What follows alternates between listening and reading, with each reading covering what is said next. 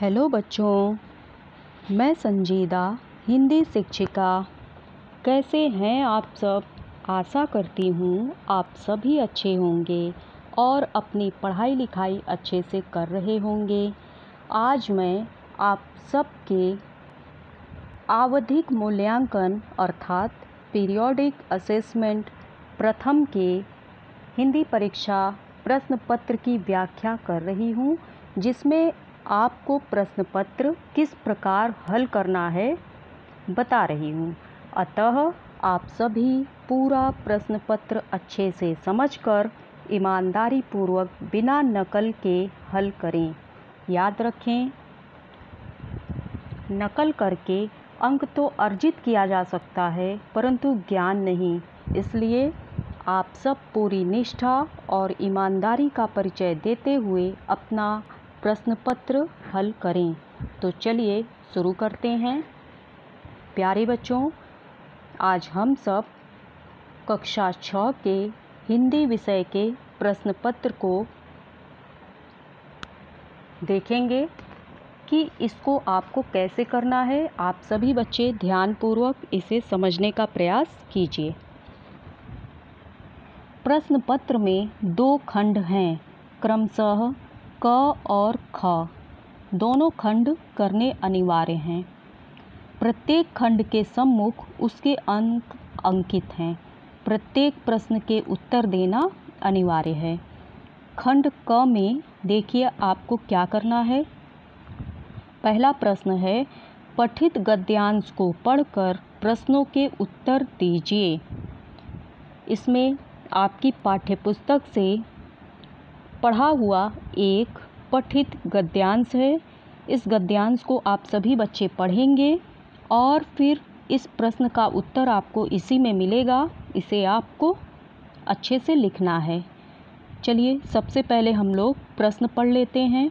राम किस कारण सब भूल गया? दूसरा है, पढ़ने लिखने से किन विद्यार्थियों को मतलब नहीं था?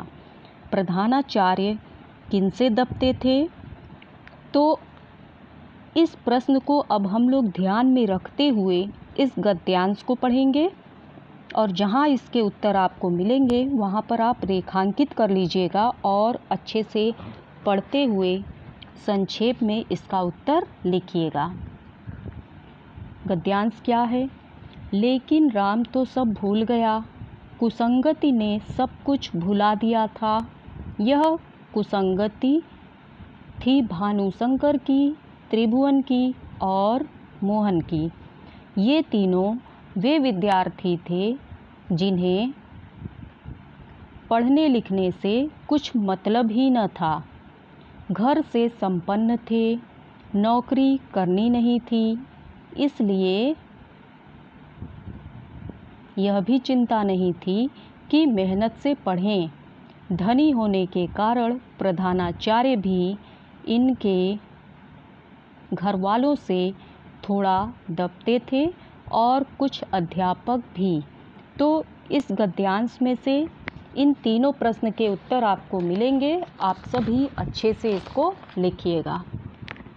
अगला प्रश्न है प्रश्न नंबर 2। बहुविकल्पीय प्रश्न आपको करने हैं। सही उत्तर पर सही का निशान लगाना है।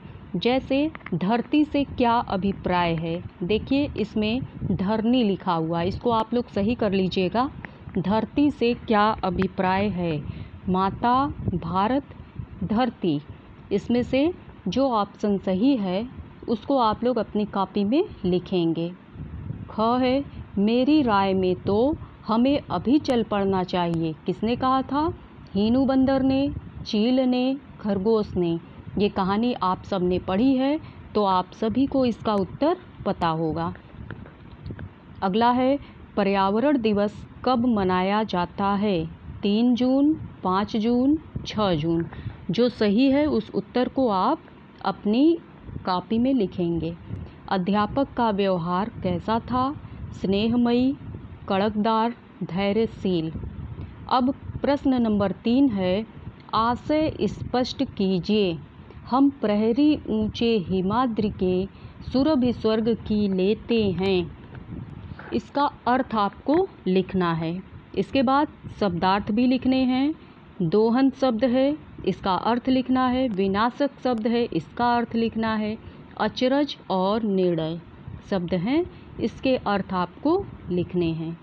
प्रश्न नंबर 4 है, नीचे दिए प्रश्नों के उत्तर दीजिए। आपकी पुस्तक में कुछ प्रश्नोत्तर दिए हैं, उनको आपको लिखने हैं। कविता में किन किन नदियों का उल्लेख हुआ है? कविता में जिन नदियों का उल्लेख हुआ है आप सब उसे लिखेंगे।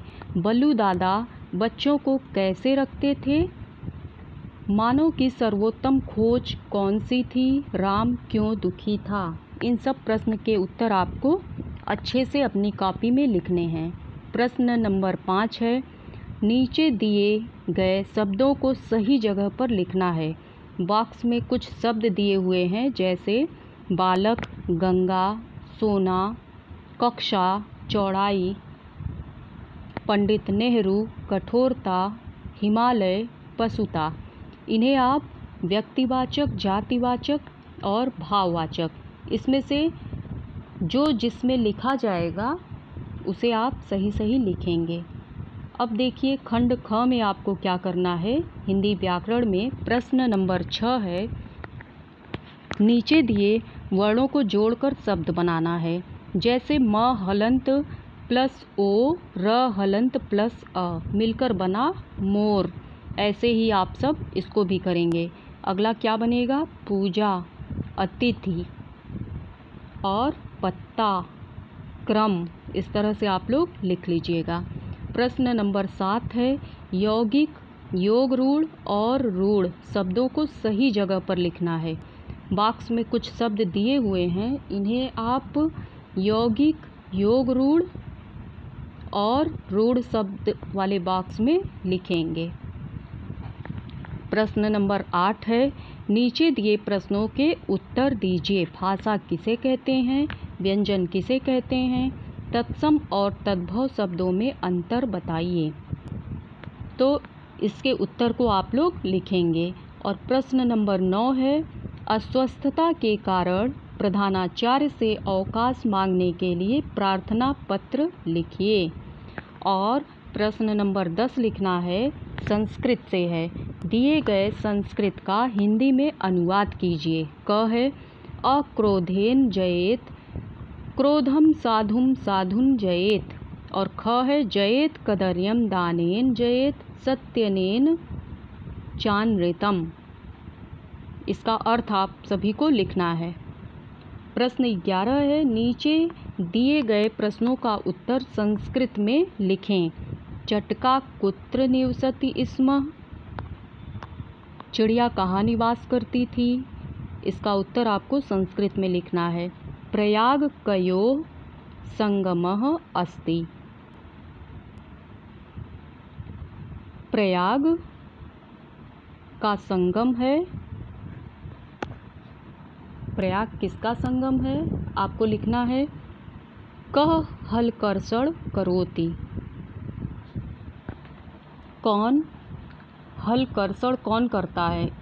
इन सब का उत्तर आप सभी को पता है। आप सब अच्छे से अपनी कॉपी में लिखिएगा। मात्रा और राइटिंग पर विशेष रूप से ध्यान दीजिएगा। तो चलिए, उम्मीद करती हूँ कि मेरे द्वारा बताया गया यह प्रश्न पत्र कैसे करना है आप सभी को समझ में आ गया होगा। तो आप सब इसे अच्छे से अपनी उत्तर पुस्तिका में लिखने का प्रयास कीजिए। हमारी शुभकामनाएं आप सभी के साथ हैं। Best of luck. धन्यवाद।